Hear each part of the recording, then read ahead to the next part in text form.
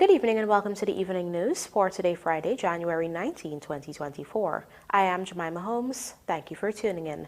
Now let's take a look at some of the lead stories tonight. Mahdia COI report flags unfavorable cultural, societal influences leading up to tragedy. New highways strategic in reducing economic loss for Guyana, says INDAR. Join the conversation, all sectors urged as Guyana Energy Conference and Supply Chain Expo nears. Illegal guns, amnesty failed under APNU+AFC, stronger enforcement needed, says VP, and increase in fines, e-ticketing system among government's plans for safer roadways. Now for the news in detail. Notwithstanding that the Mahdia dormitory fire was an act of arson, Chairman of that Commission of Inquiry, Major General retired Joseph Singh, has highlighted several societal influences which have contributed to unfavorable outcomes in such communities. He highlighted issues of the mining culture and grooming of young girls, among other plagues, in the final report that he handed over to President Dr. Irfan Ali today. Here is Rupasine Ryan with our lead story tonight. Highlighting the vulnerabilities facing young girls and the influence of mining, which sometimes lead to grooming, Chairman of the COI, retired Major General Joseph Singh, outlined that the Mahdia dormitory fire was also as a result of negligence to institute proper fire readiness and that of the education sector to address deviant behavior. Notwithstanding this appalling act of arson, we determined that the events and circumstances leading up to and the causes of the Mahdia female dormitory fire were an unfortunate outcome of several factors. The influence of the mining culture on social relationships within communities, the vulnerability of youth, in particular teenage female students, the influence of adults in the mining sector who groom young females, in some cases with the tacit support of family members who benefit financially from such arrangements, and the negligence of particular officials in fire readiness and in the education sector and psychosocial services to deal condignly with deviant behavior. Speaking during the handing over ceremony on Friday, Major General Singh outlined that the hearings uncovered several inadequacies at the dormitory. We found that when the fire service arrived at the fire to provide a response, the female dormitory was already consumed by fire, and even in the absence of the issues I referred to earlier, very little more could have been done to prevent a different outcome. This is due to the late stage at which the Mahdia Fire Service was contacted and dispatched to the fire. And we found that in spite of the many hurdles associated with this response, the members of the Mahdia Fire Service were still able to successfully effect the rescue of about 14 children who were trapped in the burning building. We are satisfied, Your Excellency, that when word of the fire was communicated to the officials at Mahdia and Georgetown, there was rapid mobilization of resources, coupled with instant responsiveness by the government. Meanwhile, President Dr. Irfan Ali said systematic interventions are underway to correct some of the inefficiencies in the system. A major part of effecting change, he said, is changing the behavioral pattern in schools. Culture is an important part of some of the problems we're facing in our society. The Ministry of Education today is faced with tremendous difficulties in the behavioral pattern and changes in many schools.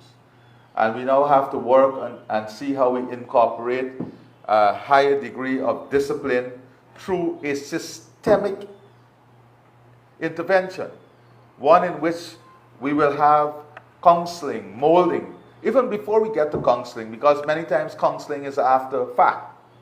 How do we do molding of our young people?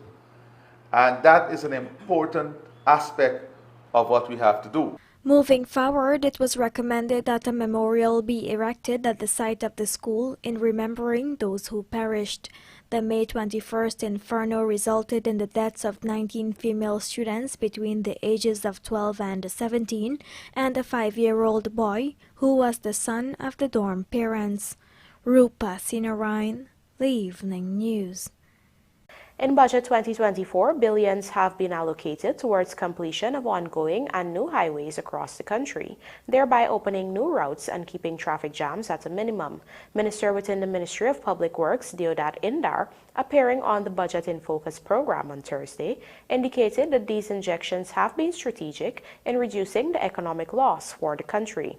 Rupasina Ryan joins us again with this report.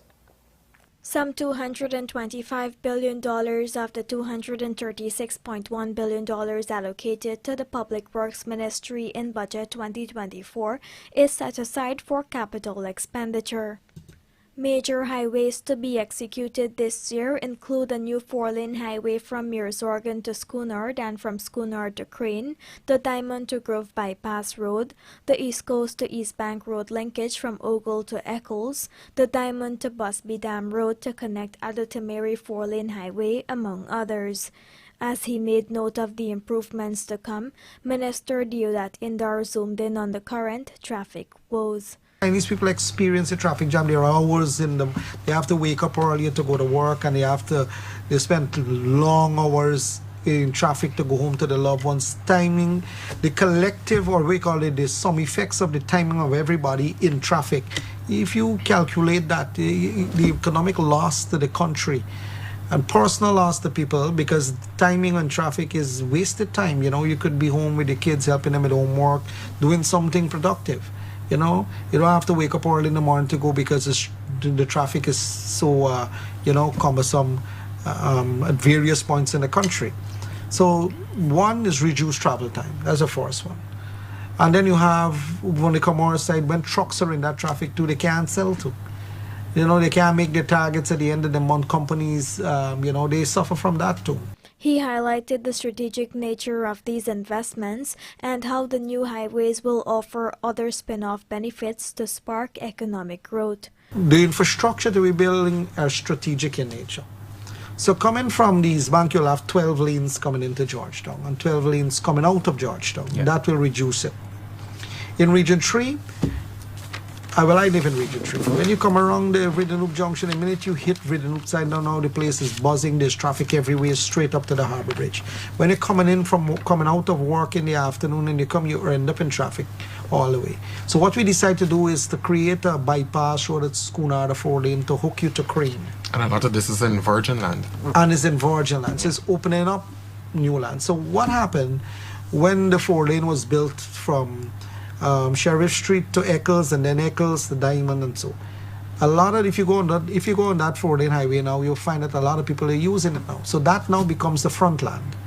When back in the days it was swamp, now it's front lands. It's very expensive to get land if they have. Yeah. So similar when you open up lands in new areas, you create more economic activity. People now have access to stranded assets. Among the other major transformative projects which monies were pumped into this year include the new Demerara River crossing, the Wismar Bridge, and the Linden to Mabura Road. Rupasina Ryan, The Evening News. Vice President Dr. Barra Jagdeo has stated that the Guyana government does not plan to conduct its own seismic survey of the resources and potential of the country's offshore oil blocks. Here is more from Vanu Manikchand. It was announced earlier this week in the 2024 budget presentation that the government will be undertaking key survey studies on the offshore blocks this year to better assess the potential petroleum resources available for development and production. However, Vice President Barra Jagdeo clarified that this is not an independent seismic survey. Somehow the language in the budget may lead people to believe that it's seismic that we're doing. It's internal survey using an assessment of all the available data. The Vice President explained the need for this amalgamation of the data available, which are currently in different places. We found significant gaps where in submission of data by some of the licensees, and also the availability of data and where they are now. And so it is to survey all the data available now to us so that we can prepare for the next round, the next auction round. We have no immediate plan to do seismic work funded by the government of Guyana. No immediate plan. Should that change, we'll let you know. Guyana held its first licensing round in 2023. 14 blocks were offered within Guyana's shallow and deep water areas. During the bidding round, 8 blocks were shortlisted and awarded based on the bidder's ability to meet the criteria of the expected work program, as well as the required financial commitments. Government started negotiations late last year and is expected to award the contracts in the coming months. Reporting for the Evening News, Fanu Manakchand.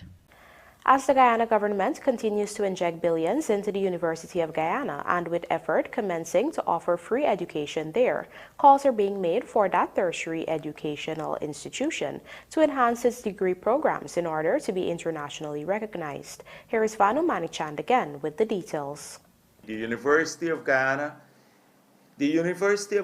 also, we believe, must consolidate, but this is a personal view. I believe they must consolidate around a number of programs that are high quality, not seek to every time somebody goes there to start a new program, then they don't have a lecturer or something else, then they have 10 students for that program. It can't sustain itself. They need to have the good quality degrees around, first degrees particularly, around a core number of areas. And quality is important. That was Vice President Dr. Bart Jagdeo during a press conference on Thursday when he was asked about the need for fair and comparable salaries for lecturers at the University of Guyana, given that the institution is offering the same services as the Guyana Online Academy of Learning Gold Scholarship Initiative. However, he argued that the two are different structures and it is difficult to have a straight-line comparison. Is it just the only condition necessary to have a better quality education, higher salaries? So I believe that it's a much more complex discussion when you look at quality. I think we need to return to that focus on the quality of the degree and the quality of the tuition and everything else. And if it necessitates higher remuneration to improve quality, then you have to do it. But I don't believe it's the only condition necessary. As part of its 2020 manifesto, the People's Progressive Party Civic had promised to deliver free education at the University of Guyana. It was announced earlier this week that government will commence the process of free UG education, starting with the first phase of eliminating outstanding loans owed by UG graduates this year. With more money now being injected into the university, Jagdeo stressed the need for its operations to be streamlined. So a lot has to be reviewed there too. And the government, now that it will be using taxpayers' resources to fund the entire university, needs to ensure that we have solid leadership and also that we have value for money and the output, the quality of the degree is of a standard that is recognized everywhere in the world. Reporting for the Evening News, Fanu Manakchand. Coming up, increase in fines, e-ticketing system among government's plans for safer roadways, and public urged to use GPHC's complaints office to address issues. Do stay with us. More news ahead.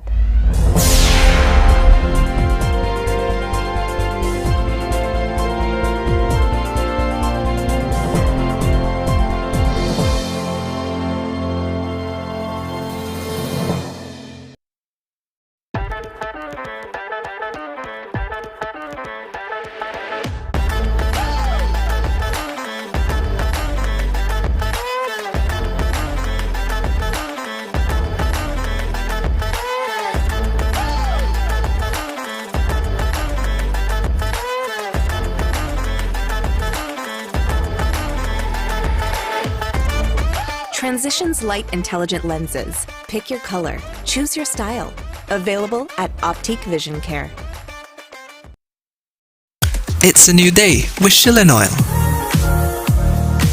A unique blend of natural oils to help ease and soothe the day-to-day discomforts of life. Get relief from muscle and joint pain, headaches, and congestion. Shilling Oil lets you get back to the things you love doing most. Water relief with Shilling Oil. Distributed by Massey Distribution.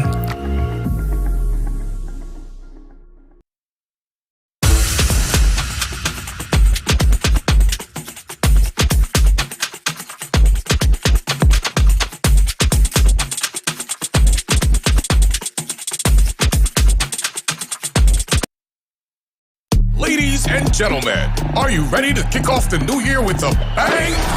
Digicel has an offer that'll make your January extra special. Imagine winning up to $1 million in free groceries in Digicel's $6 million groceries extravaganza. Simply top up with $1,000 or more, and you can be one of 6 lucky winners to enjoy the ultimate shopping spree worth $6 million. What are you waiting for? Start topping up today. Digicel, the network for everyone, everywhere.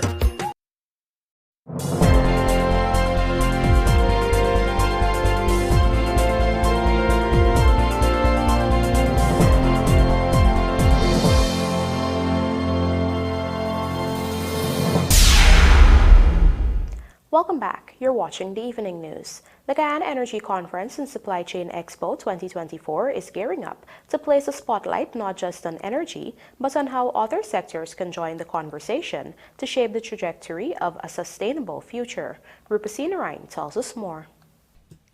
From February 19th to 22nd, 2024, the flagship event will serve as a catalyst for stakeholders around the world to exchange ideas, propositions, and plans for new investments. Speaking with the Evening News on Friday, Chief Executive Officer Kurt Babulal outlined that the Guyana Energy Conference and Supply Chain Expo 2024 will stand on the premise of its theme, Fueling Transformation and Modernization. In keeping with this, it encourages participation from key players in various sectors such as ICT, agriculture, infrastructure, logistics, ports, hospitality, marine, labor, education, and manpower. This is in keeping with the government's strides in promoting sustainability across all industries, avoiding the Dutch disease, and realizing the potential which each bring to the table. The energy sector cannot operate in a silo, or it's not isolated. It depends on the health sector, it depends on the agriculture sector, it depends on the ICT sector, and a lot of other sectors that are in play to help the energy sector to move along.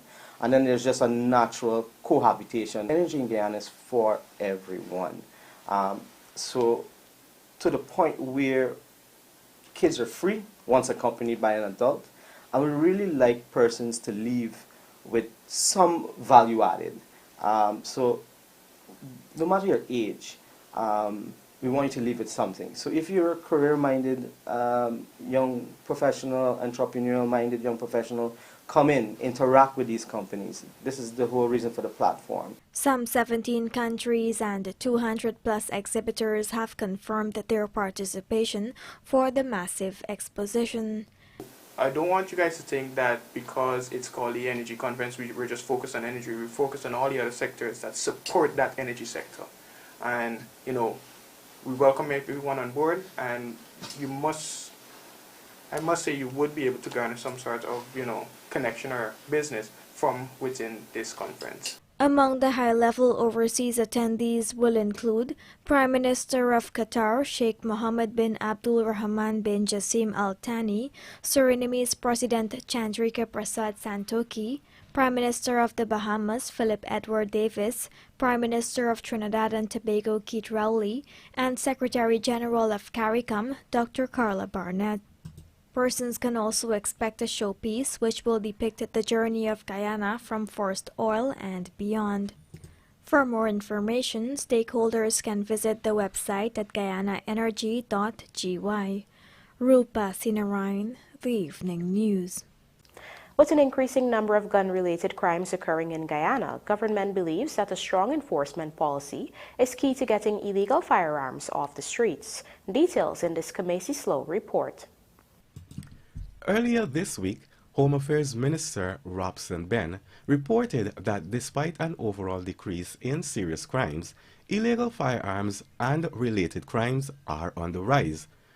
During a press conference on Thursday, Vice President Dr. Barry Jagdeo was asked whether government would consider a gun amnesty initiative to get these weapons off the street. The amnesty did not work on the APNU. Why would a criminal, if this gun has a record and we have the bullets and we can trace the bullets, bring in a gun and give it to the government to convict themselves? Instead, the Vice President said stronger enforcement is needed to tackle the illegal guns in the country. I believe strong enforcement. If you don't have permit for a weapon, then there should be strong enforcement. And if you're found with a weapon, then you should suffer the consequences. Enforcement. It's clear as they like. This amnesty business, it has not been considered in the government, but from our history, we've seen, and recent history, it didn't work. Back in 2015, the then Ministry of Public Security had launched a gun amnesty program, which netted a total of 186 unlicensed firearms from various regions across the country over a 44-day period.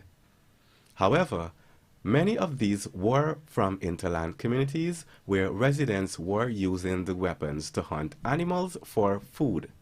Meanwhile, with no plans to conduct another gun amnesty, Minister Ben is urging persons with illegal firearms to throw them into police station compounds if they do not want to turn them in themselves.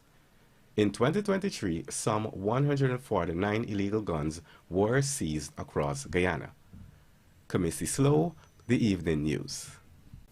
Increasing fines for traffic offenses and implementing a robust e-ticketing system are among government's priority plans for this year to ensure the country's roadways are safer. Let's find out more from Trishelle Sobers.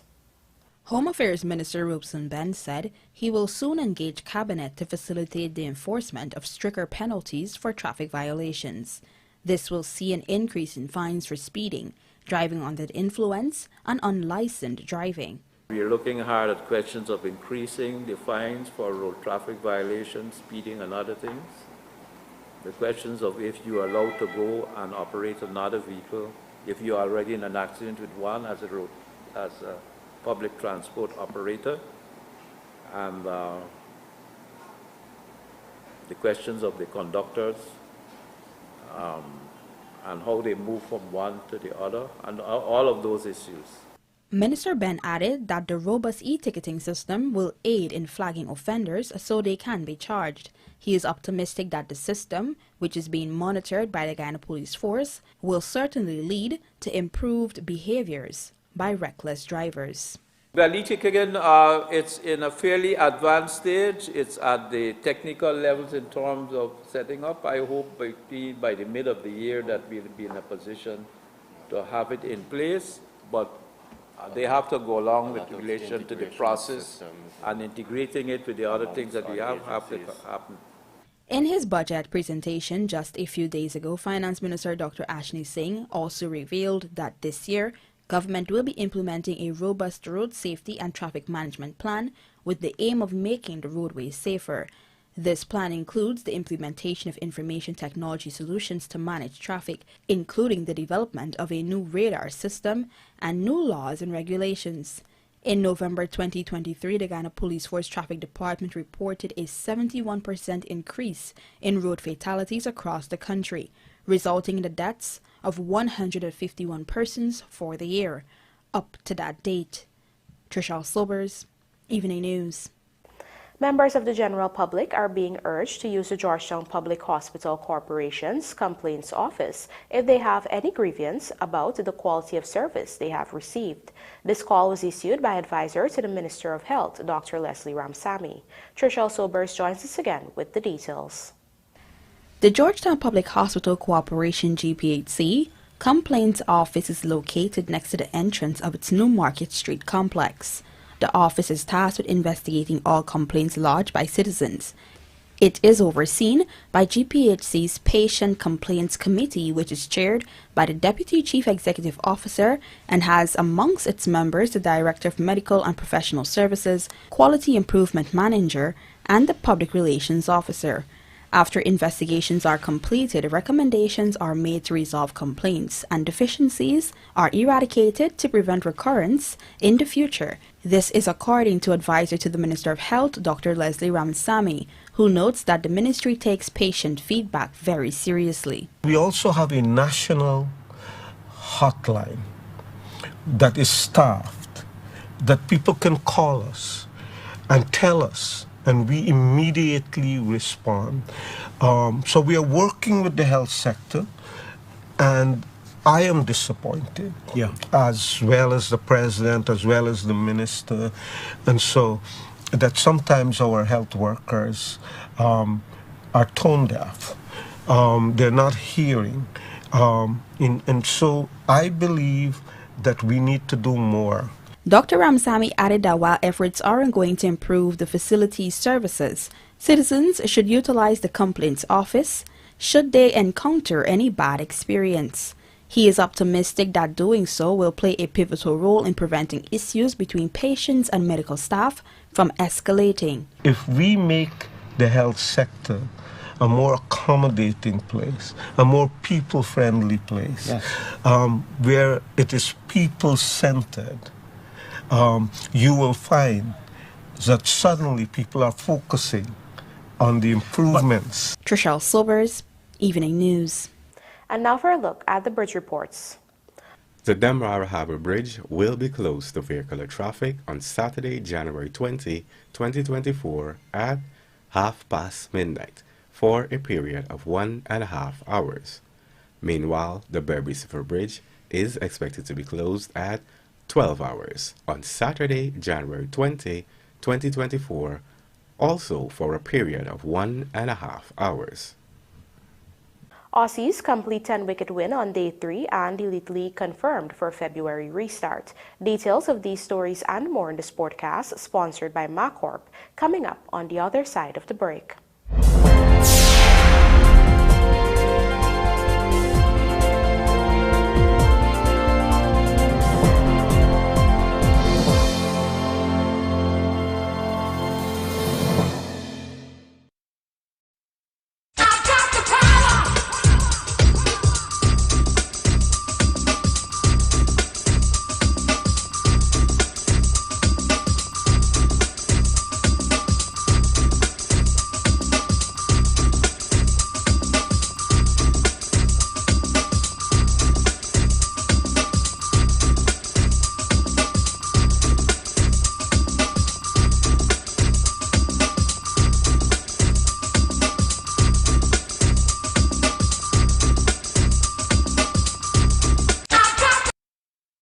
Looking to bring your dream home to reality? Or simply taking on a home improvement project? Then National Hardware Limited is where you should start. Let us put that touch to your home.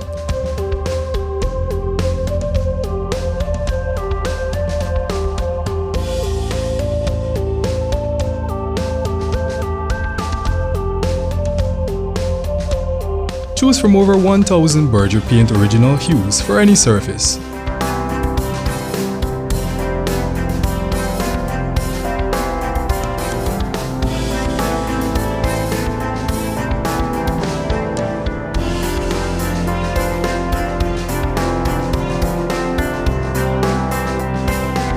We are known for our trusted brands such as Westinghouse, Philips, Sadco, Rubbermaid, Pyrex, Gibson Home, and so much more. National Hardware Limited, your do-it-best store. Located in downtown Georgetown and industrial site Rhymeville. Superbet, your best bet.